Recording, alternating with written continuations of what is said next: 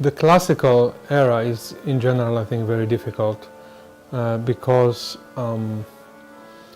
it has this kind of simplicity, which, when one can bring it forward in the right way, with the clear and very, let's say, almost perfect, practically perfect structure, then it becomes a real masterpiece, which it is. But if that is not really working, then it can be a big problem, and the simplicity is something that one has to admire, enjoy, and try to explore, rather than trying to hide it, in the sense of trying to do things to help it. It doesn't need any help, and that is the problem with interpreting the classical era music. That means Beethoven, Schubert, Mozart. They all these composers, Haydn, would have the same kind of, so to say, problem interpreting, because the music is so perfect itself, and these composers, they achieved so much by writing so little.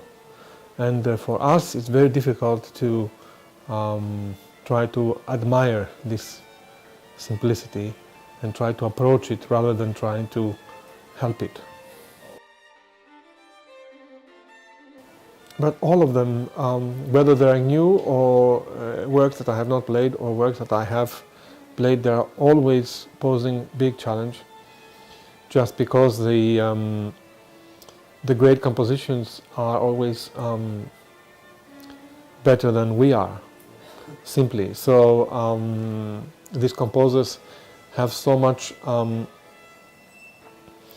talent and genius into this, into their works, that for any of us, I think we could have 10 lifetimes and we would be still discovering things.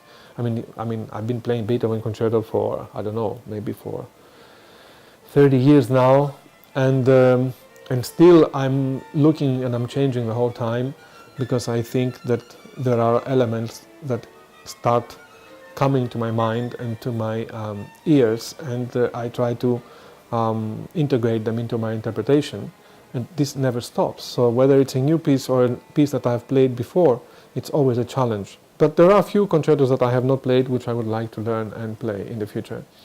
And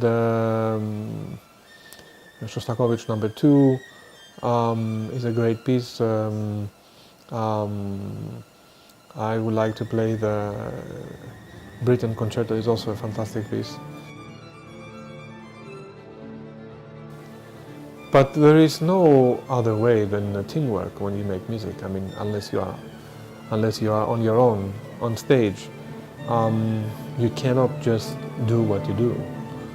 You have to really be able to absorb, you have to be able to adapt, and you have to be able to offer. So it's like an interaction when you're on stage with people, whether it's a big orchestra or a small chamber music group, or even a duo violin piano. It's like this. There's no other way. And what is the guiding light or the guiding force, of course, is always the score. The score is what is guiding, or what should be guiding, every one of us. And for me, this is, the score for me is like the Gospels. It's just absolutely the way to go, and the way that one can approach the truth that lies in the score. So in terms of what the composer wants, what he thought, how he constructed his ideas, how he constructed his harmonies, and how they are distributed during the piece to the different voices. This is extremely important, and this you cannot do without teamwork.